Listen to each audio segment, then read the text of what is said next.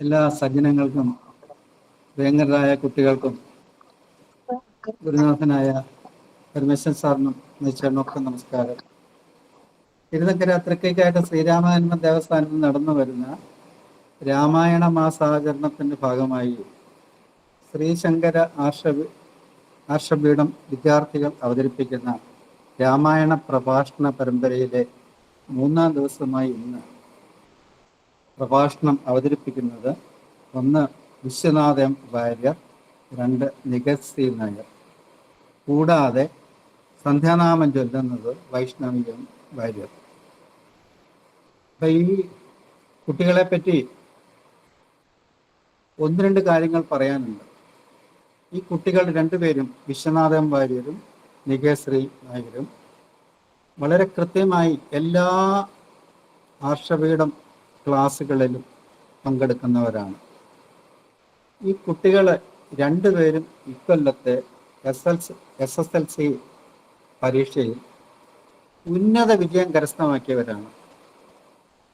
അപ്പം ഇത് പ്രത്യേകം എടുത്തു പറയാനുള്ള കാരണം എന്താണെന്ന് വെച്ചാൽ, നമ്മുടെ ഇന്ന് ഈ നാട്ടിലൊരു പ്രവണതയുണ്ട്.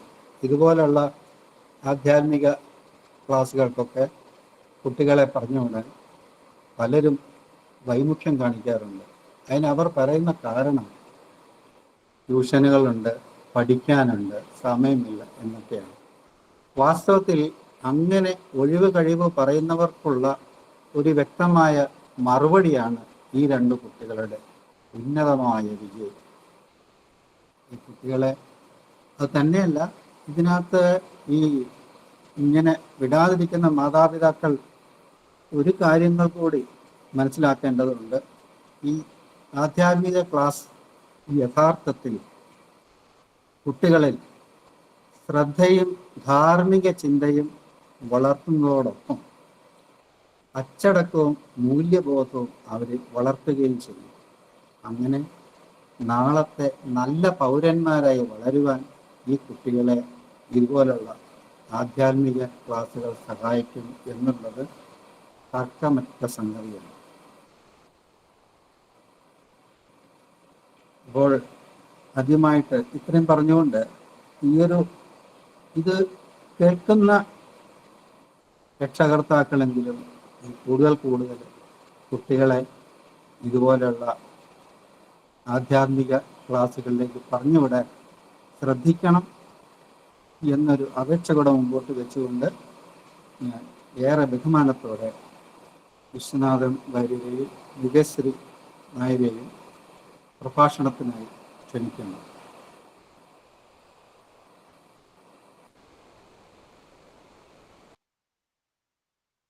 രാമായ രാമഭദ്രായ രാമചന്ദ്രായ വേദസേ രഘുനാഥായ നാഥായ സീതായ പതയേ നമഃ. മനോജവം മാരുതതുല്യവേഗം ജിതേന്ദ്രിയം ബുദ്ധിമതാം വരിഷ്ഠം വാദാത്മജം വാനരയൂഥമുഖ്യം ശ്രീരാമദൂതം ശിരസാ നമാമി.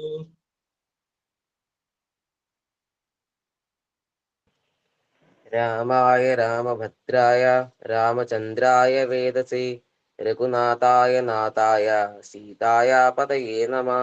മനോജവം മാരുതതുല്യവേഗം ജിതേന്ദ്രിയം ബുദ്ധിമതാം വരിഷ്ഠം വാതാത്മജം വാനരയൂഥമുഖ്യം ശ്രീരാമദൂതം മനസാ സ്മരാമി. മഹാവിഷ്ണു മനുഷ്യനായി അവതരിക്കാം എന്ന് പറഞ്ഞ ശേഷം എന്തൊക്കെയാണ് സംഭവിച്ചത്?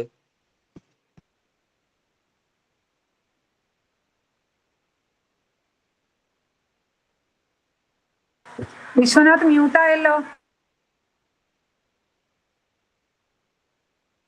മഹാവിഷ്ണുവിന്റെ സങ്കല്പം അനുസരിച്ച് ഋഷ്യശൃംഗൻ നടത്തുന്ന പുത്രകാമേഷ്ടി യാഗത്തിന്റെ ഹോമകുണ്ഡത്തിൽ നിന്നും മഹാതേജസ്വിയായ ഒരു പുരുഷരൂപം കയ്യിൽ സ്വർണപാത്രവുമായി പ്രത്യക്ഷപ്പെട്ടു.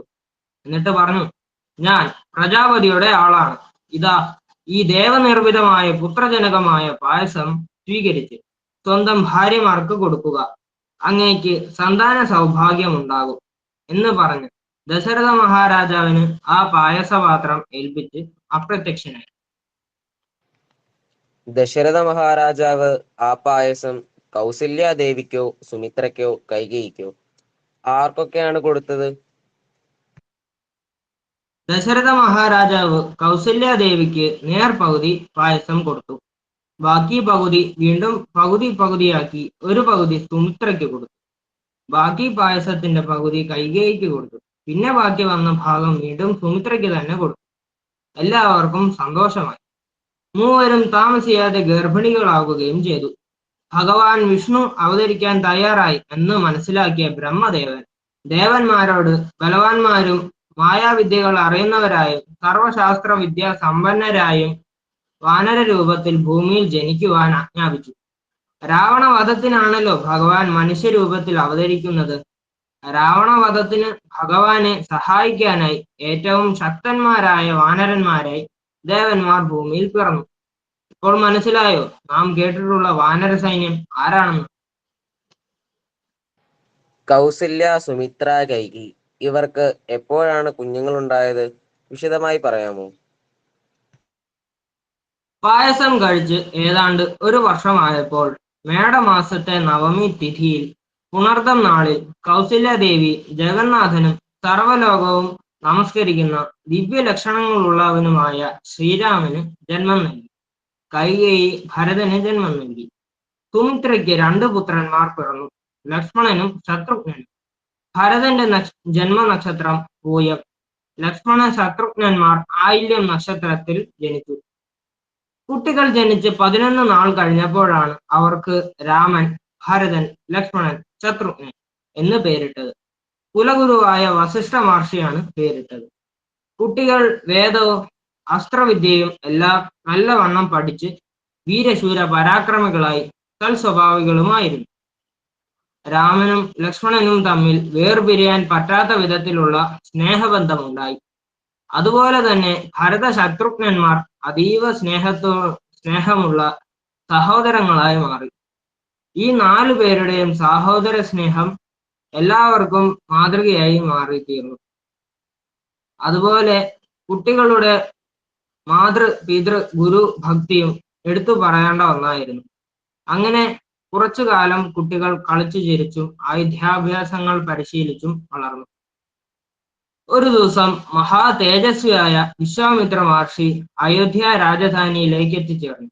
ദശരഥ മഹാരാജാവും വസിഷ്ഠ മഹർഷിയും ചേർന്ന് അദ്ദേഹത്തിന് അഭ്യം നൽകി സ്വീകരിച്ചു.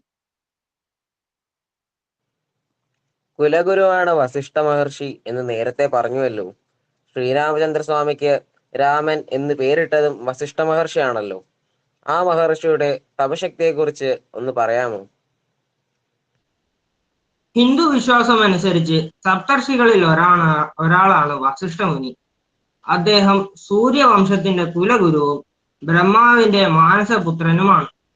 എക്കാലത്തെയും ഏറ്റവും ആരാധ്യനാണ് അദ്ദേഹം.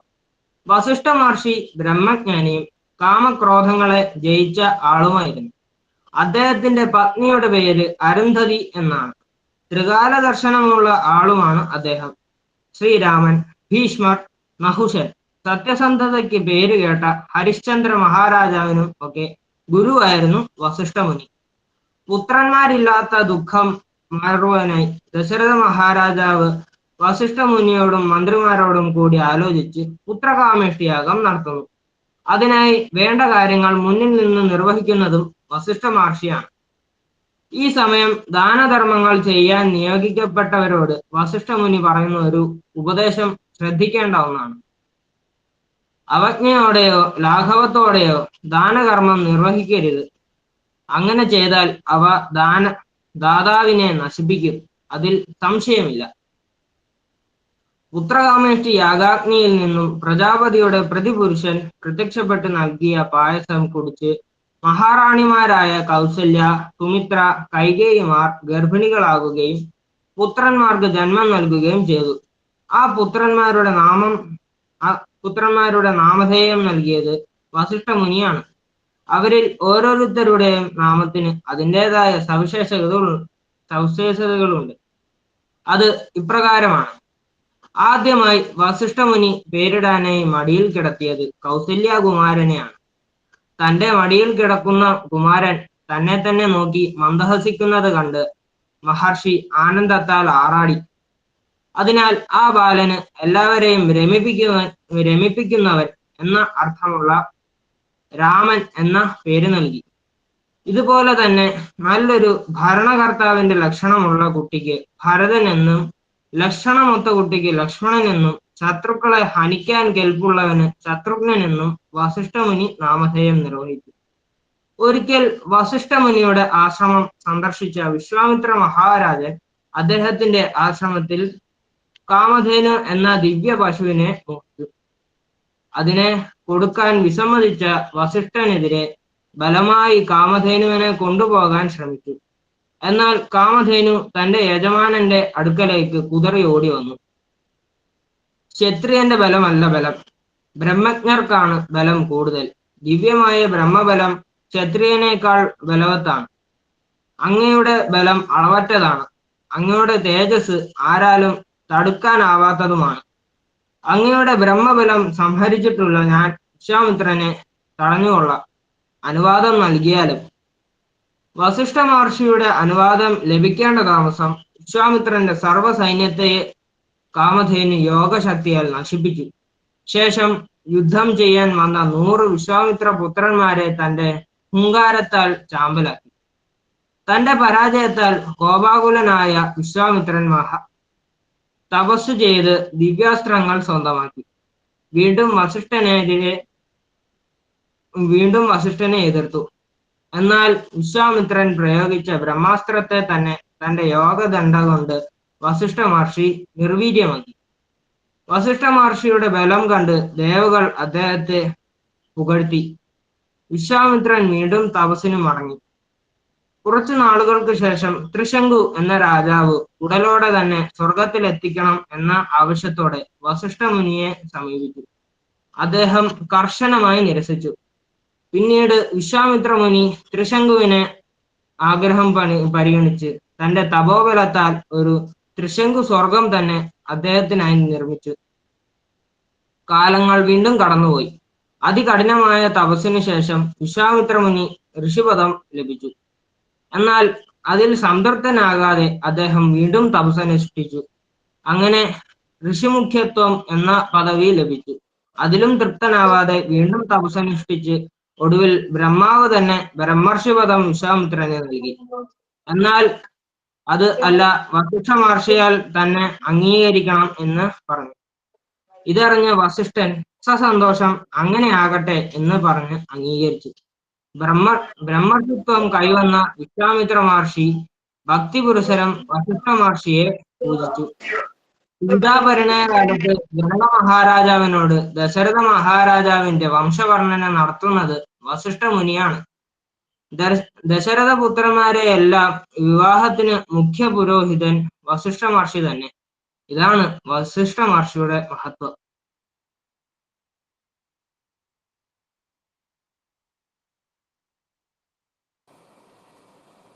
കഴിഞ്ഞല്ലേ? അപ്പൊ അടുത്ത് സന്ധ്യാനാമം വൈഷ്ണവീയം വാര്യ.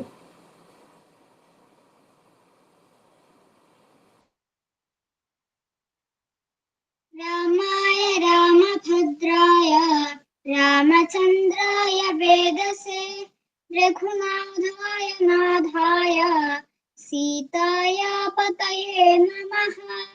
മനോജവം മാരുതതുല്യവേഗം ജിതേന്ദ്രിയം ബുദ്ധിമതാം വരിഷ്ഠം വാധാത്മജം വാനരയൂഥമുഖ്യം ശ്രീരാമദൂതം മനസാ സ്മരാമി. രാമ രാമ രാമ രാമ രാമ രാമ രാമ രാമ രാമ രാമ രാമ രാമ പാഹി മാം. രാഘവാ മനോഹര മുകുന്ദ രാമ പാഹി മാം. രാവണാന്തക മുകുന്ദ രാമ രാമ പാഹി മാം. ഭക്തിമുക്തിദായക പുരന്ദരാദിസേവിത ഭാഗ്യവാരിധേ ജയ മുകുന്ദ രാമ പാഹി മാം.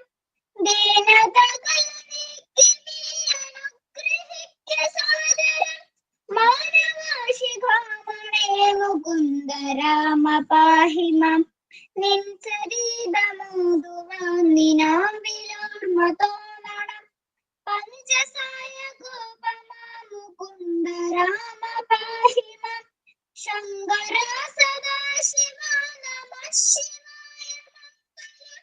ചന്ദ്രശേഖര ഭഗവത് ഭക്തി കൊണ്ടു ഞാനിതാ രാമമന്ത്രമോദിടുന്നിതാമയങ്ങൾ നീങ്ങുവാൻ. രാമ രാഘവ മുകുന്ദ രാമ രാമ പാഹി മാം. ശിക്ഷയോടു മത്സ്യമായ വാദരിച്ചു മാധവ. വക്ഷസാങ്കിതം ഭവിച്ച രാമ രാമ പാഹി മാം. ധർമ്മമോടു മന്ദരമുയർത്തുവാനയങ്ങുടൻ കൂർമ്മമായ വാദരിച്ച രാമ രാമ പാഹി മാം. പാരിടം പിളർന്നു ചെന്നു തേറ്റമേലെ ഭൂമിയിൽ പന്നിയായി വീണ്ടുകൊണ്ട രാമ രാമ പാഹി മാം. നാരസിംഹരൂപമായ വാദരിച്ചു നീ പുരം. നീതിയായി ഹിരണ്യനെ ഹനിച്ച രാമ പാഹി മാം. ജഗത്രയങ്ങൾ ജാതനായ വാമന മുകുന്ദ രാമ പാഹി മാം. ഭംഗിയോടു ഭൂമി തന്നെ ബ്രാഹ്മണർക്കു നൽകുവാൻ ഭാർഗവനായി വന്നുദിച്ച രാമ രാമ പാഹി മാം. ഭൂമി ഭാരമാശു തീർത്തു രക്ഷ ചെയ്വതിന്നഹം. ബ്രഹ്മദേവനാൽ വരിച്ച രാമ രാമ പാഹി മാം.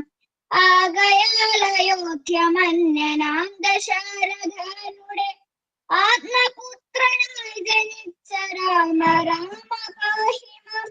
ദുഷ്ടരാം നിശാചരവധം കഴിച്ചു യാഗവും പുഷ്ടമായി മുടിച്ചു നീ മുകുന്ദ രാമ പാഹി മാം. ഗൗതമന്റെ ശാപമേറ്റു കല്ലതായി കിടന്നൊരു കൊഞ്ചനേർമിടിക്കു മോക്ഷമില്ല രാമ പാഹി മാം. വിദേഹരാജ്യമായി പുകഴ്ന്നു വിശ്വനായകനുടെ വീഴ്മുറിച്ചു സീതയെ വരിച്ച രാമ പാഹി മാം. അച്ഛനോടും അമ്മയോടും ആശീർവാദം വഹിച്ചു തുച്ഛമായ വൽക്കലം ധരിച്ച രാമ പാഹി മാം. ഭരതഭാഷിതം ശ്രവിച്ചു ഭക്തിയായി കഴിച്ച വീട രാമ രാമ പാഹി മാം. പാദുകം ഭരതനങ്ങു പൂജ ചെയ്തു കൊള്ളുവാൻ പ്രീതിയായി കൊടുത്തയച്ച രാമ രാമ പാഹി മാം. ഭക്തനാം ജടായുവിനു മോക്ഷവും കൊടുത്തു പിന്നെ ശക്തനക്ക ബന്ധനെ വധിച്ച രാമ പാഹി മാം. ശബരിയാശ്രമേ ഗമിച്ചു സർവകാര്യം ഗ്രഹിച്ചു ശബരിയും ഗതിയടഞ്ഞു രാമ രാമ പാഹി മാം. സീതയോടു ചൊൽവതിന്നു ശില്പമായ വാക്യവും ചന്തമോടു ചൊല്ലിവിട്ട രാമ രാമ പാഹി മാം. ഇന്ദ്രജിത്തിനോട് എതിർത്തു ബ്രഹ്മപാശമേറ്റതും ഇംഗിതത്തുടങ്ങറിഞ്ഞ രാമ രാമ പാഹി മാം. ലങ്ക ചുട്ടു ഭസ്മമാക്കി വന്ന മാരുതിക്കുടൻ സങ്കടങ്ങളാശു തീർത്ത രാമ രാമ പാഹി മാം. വഞ്ചിറാതൊടത്തു പിന്നെ വാചബോധമോടുടെ വാരിധി കടന്നു ചെന്ന രാമ രാമ പാഹി മാം. കമ്പമാർന്ന രാവണന്റെ തമ്പിയായി വിലാസിടുന്ന കുംഭകർണനെ ഹനിച്ച രാമ രാമ പാഹി മാം. ഇന്ദ്രജിത്തിനെ വധിച്ച സുന്ദര കുമാരനായ ലക്ഷ്മണാഗ്രജാവിഭോ മുകുന്ദ രാമ പാഹി മാം. ദുഷ്ടനാം ദശാനനന്റെ കണ്ഠവും മുറിച്ചു പിന്നെ ശിഷ്ടരക്ഷ ചെയ്തു കൊണ്ട രാമ രാമ പാഹി മാം. രാക്ഷസകുലം മുടിച്ചു രക്ഷയും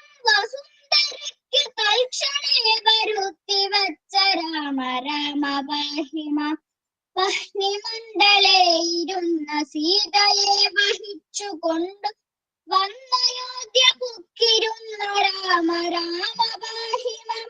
രത്നമകുടവും ധരിച്ചു ദേവിയോടു കൂടവേ രത്നമഞ്ചമങ്ങതിൽ വസിച്ച രാമ പാഹിമം.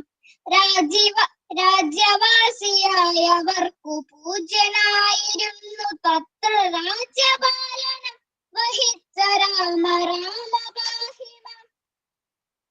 ഭക്തിയോട് സന്ധ്യനാമ കീർത്തനം തുതിച്ചു ഞാൻ മുക്തി വന്നിടാൻ മുകുന്ദ രാമ രാമ പാഹിമം. രാമ രാമ രാമ രാമ രാമ രാമ പാഹിമം. രാമപാദം ചേരണേ മുകുന്ദ രാമ പാഹിമം. വളരെ ഭക്തിസാന്ദ്രമായ ഒരു അന്തരീക്ഷം സൃഷ്ടിക്കാൻ വൈഷ്ണവക്കുട്ടിക്ക് കഴിഞ്ഞിട്ടുണ്ട് കേട്ടോ. നല്ല പ്രഭാഷണങ്ങളുമായിരുന്നു. മതിച്ചേട്ടനെ അനുഗ്രഹ പ്രഭാഷണം നടത്തൂ. മതിച്ചേട്ടൻ.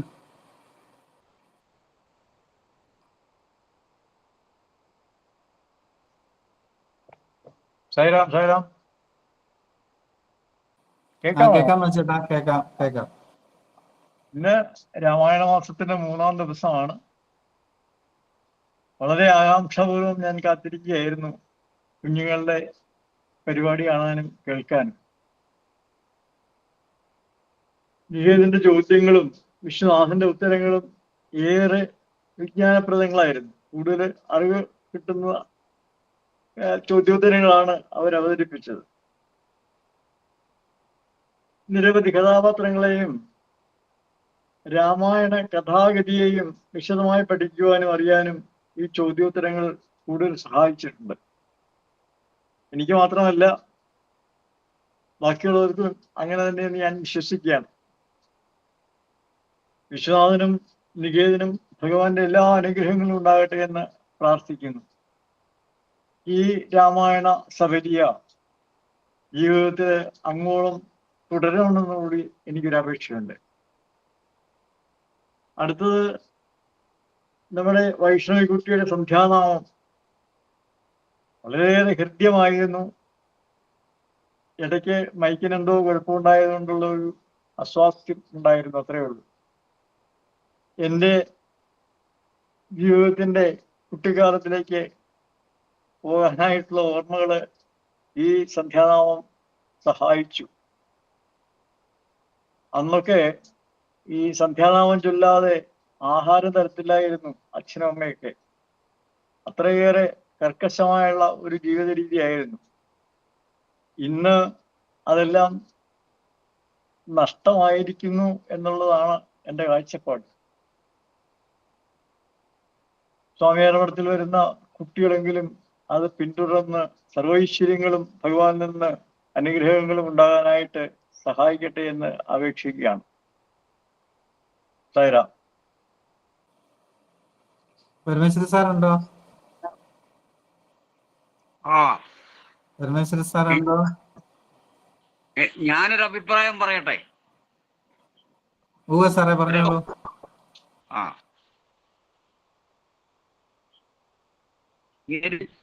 ചോദ്യോത്തര പങ്ക്തി എന്നുള്ള ഒരു ഉപാധി ഈ രാമായണം പഠിക്കാനായിട്ട് താല്പര്യമുള്ളവർക്ക് വളരെ ഉപകാരപ്രദമാണ്. അപ്പം ദീർഘമായിട്ടുള്ള ഈ കിളിപ്പാട്ടൊക്കെ എങ്ങനെ വായിച്ച് അതിൻ്റെ ആശയം ഗ്രഹിക്കാൻ വൈഷമ്യമുള്ളവർക്ക്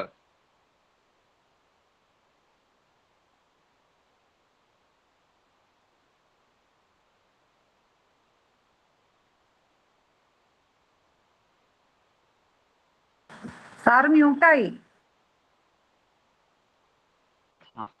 സ്വാമിയാർ മഠത്തിലെ ആചാര്യന്മാരെ ഞാൻ അനുമോദിക്കുന്നു. പിന്നെ ഈ പായസം ഭക്ഷിച്ചിട്ട് ദശരഥ മഹാരാജാവിൻ്റെ ഭാര്യമാര് ഗർഭിണിയായെന്നുള്ള ആ ഭാഗത്തിൽ എനിക്ക് തോന്നിയിട്ടുള്ള ഒരു കാര്യമുണ്ട്. അത് ഞാൻ പൊതുവേദികളിൽ ഒന്നും പറഞ്ഞിട്ടില്ല. നമ്മുടെ മരിച്ചുപോയ ശ്യാമള ടീച്ചറിനോട് ഞാൻ ഒരിക്കൽ ഈ അഭിപ്രായം ഒന്ന് പങ്കിട്ടിരുന്നു. അതെന്താണെന്ന് ചോദിച്ചെന്നാൽ, ഈ ആയുർവേദം അഷ്ടാംഗഹൃദയം വായിക്കുമ്പോൾ അതിലെ ചില രോഗങ്ങൾക്കൊക്കെ പായസം നിർദ്ദേശിക്കുന്നുണ്ട്. പായസം എന്നുള്ളതിന് പയസ സംസ്കൃതം പായസം എന്നാണ്. പാല് സംസ്കരിച്ചതാണ് പായസം. അത് ഔഷധങ്ങളാണ്. അതിന് നമ്മൾ മലയാളത്തിൽ സാധാരണ പാൽക്കഷായം എന്ന് പറയുന്നത്. പാൽക്കഷായം. ആ പാൽക്കഷായമായിരിക്കണം ഈ യജ്ഞപുരുഷൻ പാത്രത്തിലാക്കി ദശരഥനെ ഏൽപ്പിച്ചത്. നമ്മളെ കേരളീയരെ സാധാരണ സദ്യക്കൊക്കെ വിളമ്പുന്ന ആ പായസമാണെന്ന് ഞാൻ വിചാരിച്ചിരിക്കുന്നില്ല. ഇത് അല്പ വിഷയാമതിയായ എൻ്റെ ഒരു വികലമായ ചിന്തയായിരിക്കാം. ഏതായാലും നിങ്ങളെപ്പോലെയുള്ള പണ്ഡിതന്മാരുടെയും പ്രത്യേകിച്ച് മധുചേട്ടനെ പോലെയുള്ള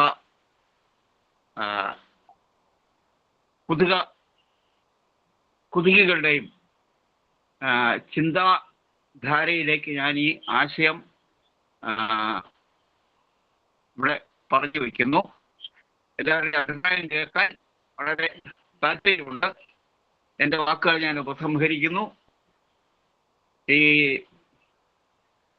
സന്ധ്യാനാമം പാരായണം ചെയ്ത വൈഷ്ണവി, പിന്നെ രാമായണത്തെ പറ്റി ചോദ്യോത്തരമന്ത്രി അവതരിപ്പിച്ച ആ കുട്ടികൾ, ഇവരെല്ലാം ഞാൻ വളരെയധികം അനുമോദിക്കുന്നു. എൻ്റെ വാക്കുകൾ ഞാൻ ഉപസംഹരിക്കുന്നു.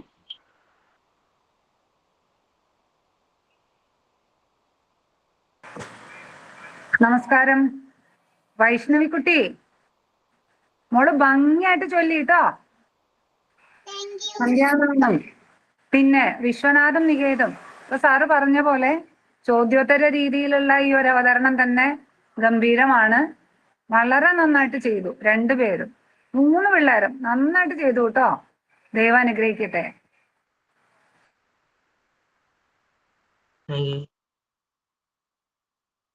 Thank you.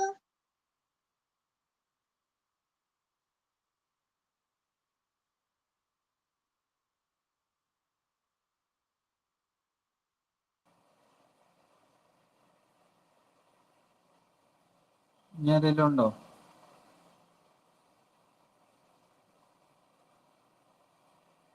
പരമേശ്വരൻ സാറ് ഉണ്ടോ അതോ പോയോ? ഇല്ല സാറ് നീ മൈൻഡ് ചെയ്യാം, കുഴപ്പമില്ല. സാർ എന്തെങ്കിലും പറയുന്നുണ്ടോ? എന്നെ കുറിച്ച് എന്താ പറയാ, എന്റെ കണ്ണിലുണ്ടല്ലേ, അവരെ കുറിച്ചൊന്നും പറയാനില്ല പ്രത്യേകിച്ച്.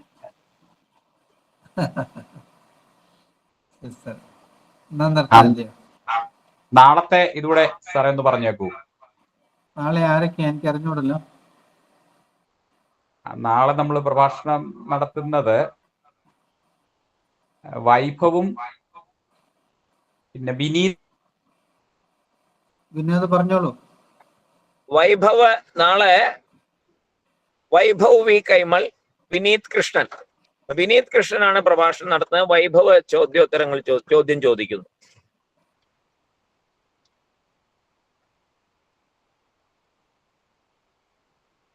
സന്ധ്യാനാമം അദ്രിനാഥ് അല്ല സാറേ? അദ്രിനാഥ് സന്ധ്യാനാമം ചൊല്ലുന്നത് അദ്രിനാഥ്. നല്ല നല്ല മിടുക്കന്മാരാണ് എല്ലാവരും. നമുക്ക് നാളെ എല്ലാവരും നേരത്തെ തന്നെ കേറിയിട്ട് ഏറ്റവും ഭംഗിയാക്കണം. ഗോപാലകൃഷ്ണൻ സാർ ഉണ്ടായിരിക്കണം. ഞാൻ നാളെ ശബരിമലയായിരിക്കും. ഗോപാലകൃഷ്ണൻ സാറ് വളരെ ഭംഗിയായിട്ട് കുട്ടികളെ ഇൻട്രൊഡ്യൂസ് ചെയ്തു. അതുപോലെ തന്നെ നാളെയും സാറിനെ അതിനായിട്ട് പ്രത്യേകം സാറിനോട് ഞങ്ങൾ ഒരു അഭ്യർത്ഥനയും കൂടെ വെക്കുകയാണ്.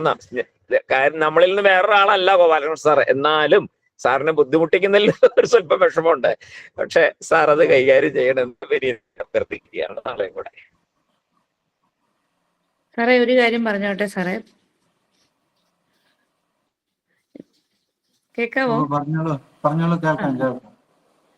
നമ്മളും ചെറുപ്പത്തിലെ സന്ധ്യാനാമം ചൊല്ലിയിട്ടുണ്ട് ഒരുപാട്. പക്ഷെ വൈഷ്ണവിക്കുട്ടി ചൊല്ലിയോൾ ഇത്രയും ഭക്തിസാന്ദ്രമായിട്ട്, ഇത്രയും അക്ഷരസ്ഫുടതയോടെ, ശബ്ദഭംഗിയോടെ അതിന് തയ്യാറാക്കിയ ആ സാറിനെ പ്രത്യേകം അഭിനന്ദിച്ചേ പറ്റുള്ളൂ. അത് കേൾക്കുന്ന മുഴുവൻ സമയത്തും എല്ലാവരും ഇങ്ങനെ മെസ്സേജുകൾ ഇട്ടുകൊണ്ടിരിക്കുന്നത് തന്നെ അവൾക്കുള്ള ഒരു അനുഗ്രഹ വർഷമായിരുന്നു. അപ്പോൾ അത് പറയാതിരിക്കാൻ പറ്റാത്തത് കൊണ്ട് മാത്രം ഇപ്പം ഞാൻ അൺമ്യൂട്ട് ചെയ്ത് പറഞ്ഞതാണ്. അത്ര മനോഹര, ഹൃദയത്തെ സ്പർശിക്കുന്ന രീതിയിലാണ് അവളത് ചൊല്ലിയത്. പിന്നെ രണ്ടുപേരും പിള്ളേർ രണ്ടുപേരും അവര് നല്ല രീതിയിൽ അത് അവതരിപ്പിച്ചു. വിശ്വനാഥും നികേതും പ്രത്യേകം പരമേശ്വര സാറിനെ അതിന് പ്രാപ്തരാക്കിയ അല്ലേ, ആ സാറിനെയും പ്രത്യേകം വന്ദിക്കുന്നു. എല്ലാവർക്കും നമസ്കാരം. ഈ രാമസന്ധ്യാനാമം ശരിക്കും 108 ശ്ലോകങ്ങളുണ്ട്. അപ്പോ നമ്മുടെ കുഞ്ഞുങ്ങൾക്ക് അത്രയും മുഴുവൻ പറയാനുള്ള സമയക്കുറവും പിന്നെ അവർക്ക് പഠിച്ചു ചെല്ലാനുള്ള എന്താ മലയാളം പൊതുവെ കൈകാര്യം ചെയ്യാൻ എല്ലാവർക്കും ഒരുപാട് ബുദ്ധിമുട്ടുണ്ട്. അറിയാലോ ടീച്ചർമാരെ, നിങ്ങൾക്ക് എല്ലാവർക്കും അറിയാലോ മലയാളം പൊതുവെ ഇപ്പൊ എല്ലാവർക്കും വലിയ ബുദ്ധിമുട്ടാണ്. പക്ഷെ ഒരു 36 ശ്ലോകം ഞാൻ ആ കഥ മുഴുവൻ വരുന്ന രീതിയിൽ ഞാൻ അതിൽ കൂടെ സഞ്ചരിച്ച് 36 ശ്ലോകം എടുത്തിട്ട് മുഴുവൻ കഥ അതിനകത്ത് കവർ ചെയ്യുന്നുണ്ട്. അങ്ങനെയാണ് ഈ കുഞ്ഞുങ്ങളെ കൊണ്ട്. അപ്പൊ അവരത് വളരെ നന്നായിട്ട് ഇപ്പൊ ഇന്ന് വൈഷ്ണവിയുടെ സ്വന്തം ട്യൂണാണ്. എന്നെ കേൾപ്പിച്ചത് അക്ഷരത്തെറ്റുകൾക്ക് വേണ്ടി മാത്രമേ ഞാൻ നോക്കുള്ളൂ. ബാക്കിയൊക്കെ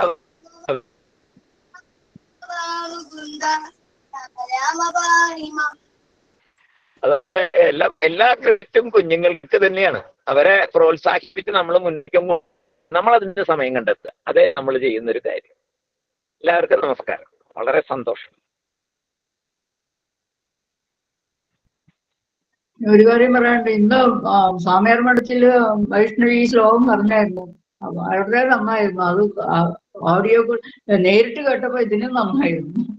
ഇതില് ഡിസ്റ്റർബൻസ് ഒരുപാട് ഉണ്ടായിരുന്നെങ്കിലും വളരെ നന്നായിരുന്നു. മോളെ അപ്പോഴേ ഞാൻ അഭിനന്ദിച്ചായിരുന്നു. വളരെ നന്നായിരുന്നു. ക്രെഡിറ്റ് മുഴുവൻ പോകുന്നത് സാറിനാണെങ്കിലും എന്നാലും കുട്ടികളെ ഇങ്ങനെ ഇതാക്കി എടുക്കുന്നത് തന്നെ ഒരു വലിയൊരു അനുഗ്രഹമാണ് സാർ. വളരെ നല്ലതായിട്ട്. ഇനി സായിറാം. ടീച്ചറെ നമസ്കാരമുണ്ട്.